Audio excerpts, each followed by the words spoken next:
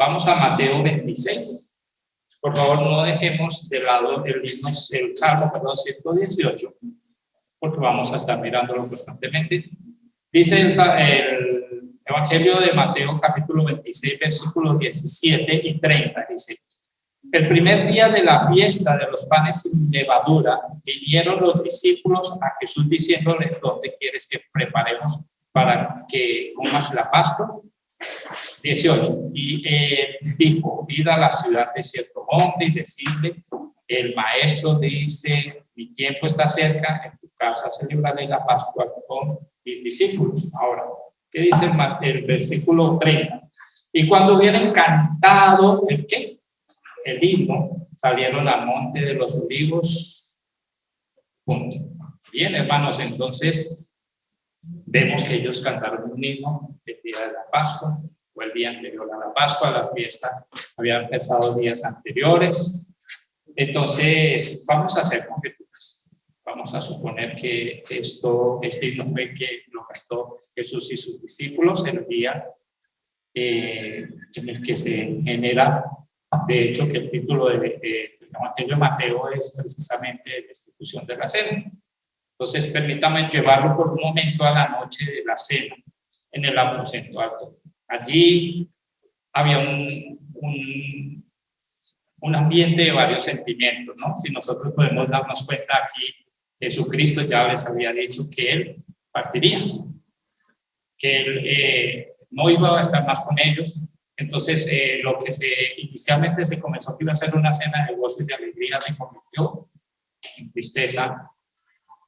¿Qué más pudo haber sido? Eso era algo informal y pues obviamente había gozo, ¿no? Pero también había, digamos, una mezcla de sentimientos, porque había tristeza por lo que venía los días siguientes. Era difícil para ellos, ¿no? Saber que su maestro iba a morir, iba a ser sacrificado. Había un temor reverencial de parte de Jesús, porque pues obviamente no quería hacer esto, pero pues obviamente también deseaba hacer la voluntad del Padre, ¿correcto? Recuerde que ese día Jesús también les dijo que desde ahora Él no bebería más este fruto de la vida hasta que aquel día en el que Él bebería con ellos mismos en el reino del Padre. Entonces nos damos cuenta que aquí estamos viendo en el Salmo 118 un salmo profético, un salmo mesiánico.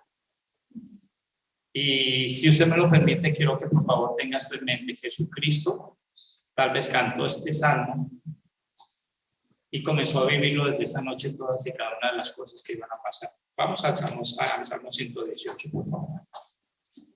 El primer versículo dice: alabad a Jehová porque Él es bueno, porque para siempre es su misericordia.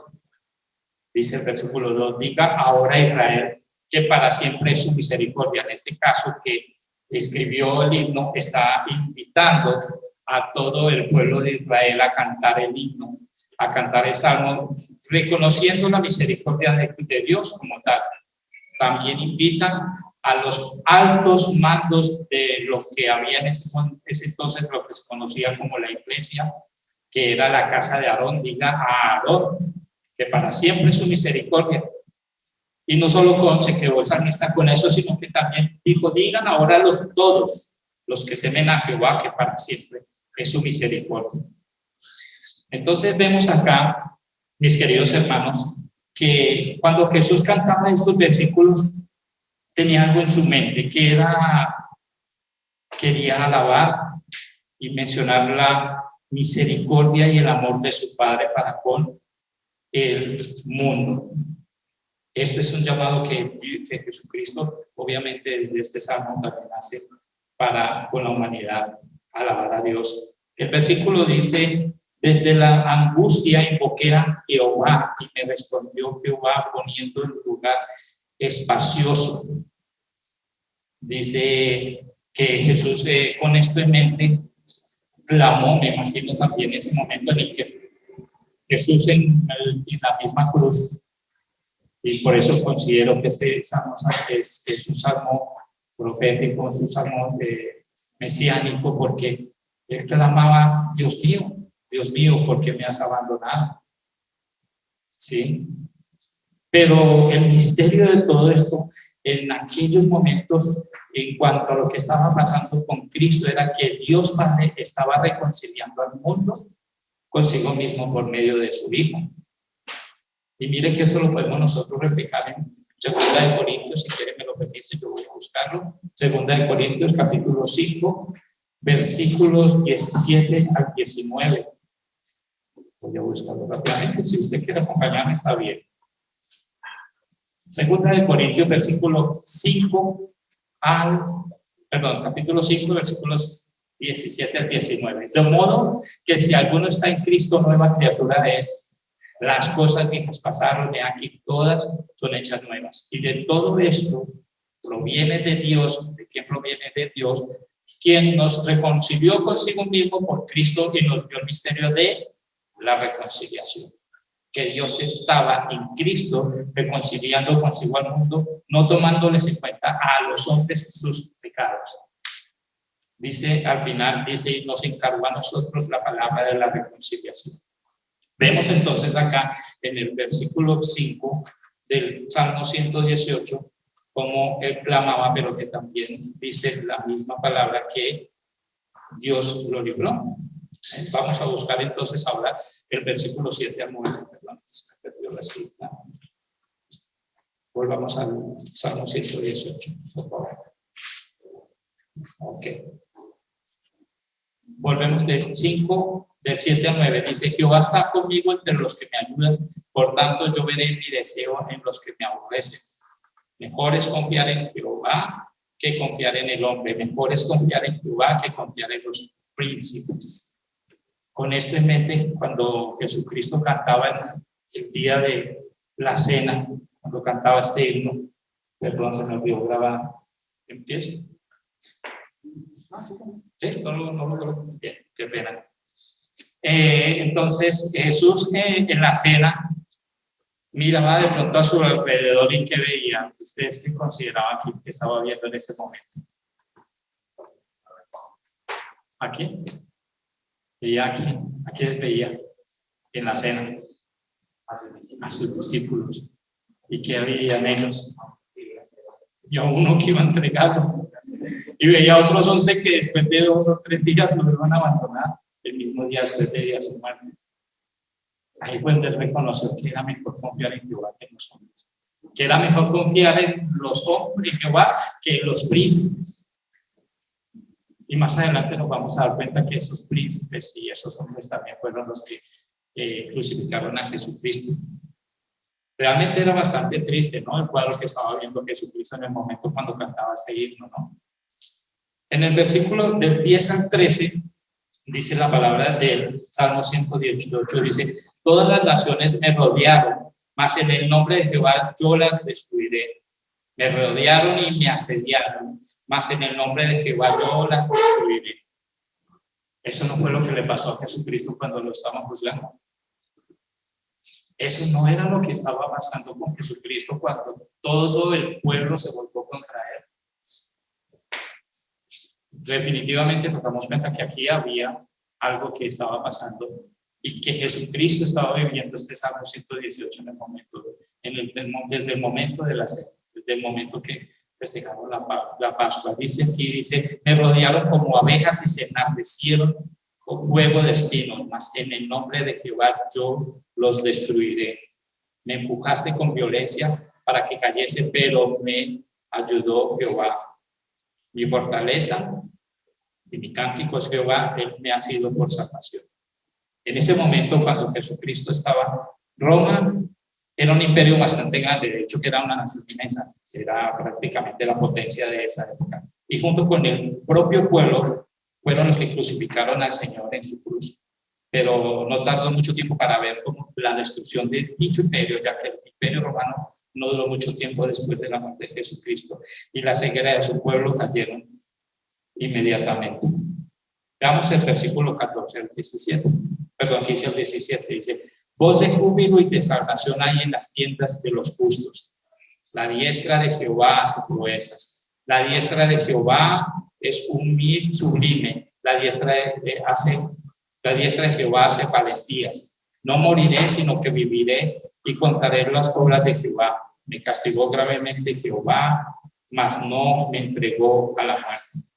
Estos versículos son cánticos de alabanza por salvación.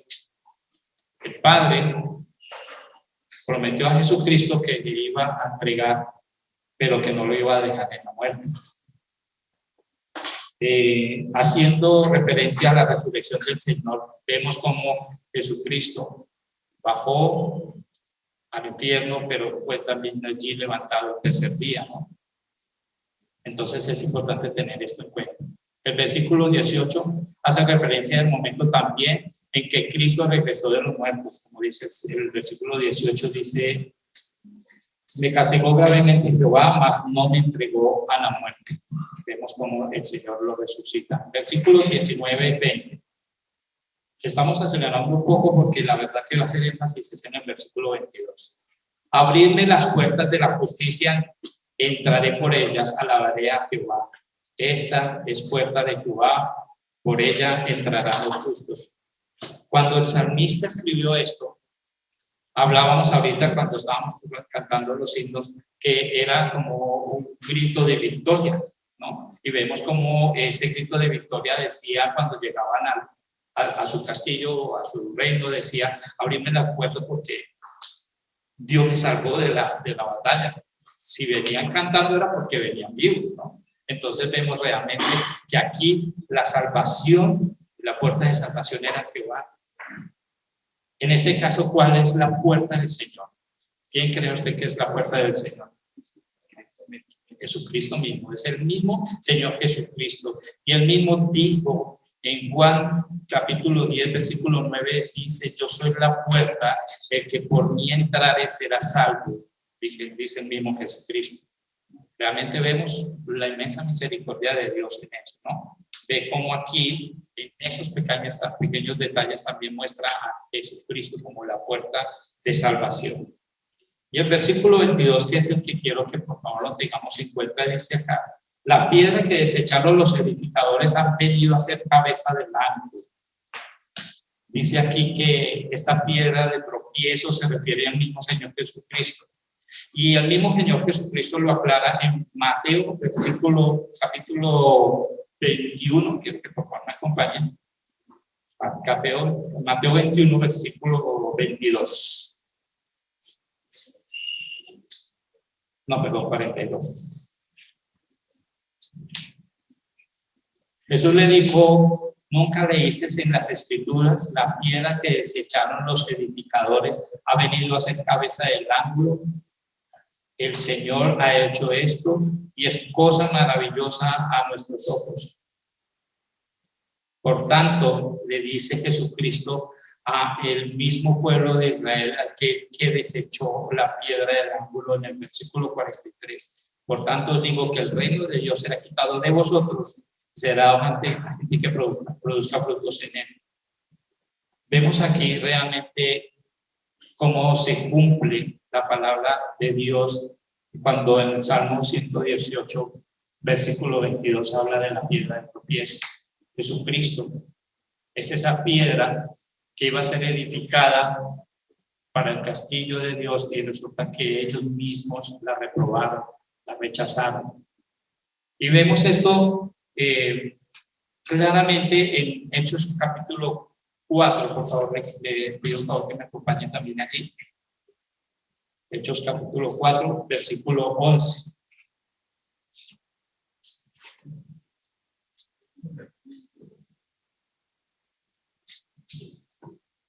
Vemos el contexto de lo que está pasando aquí. Dice que en el discurso de Pedro en el pórtico de Salomón sana a un hombre de más de 40 años.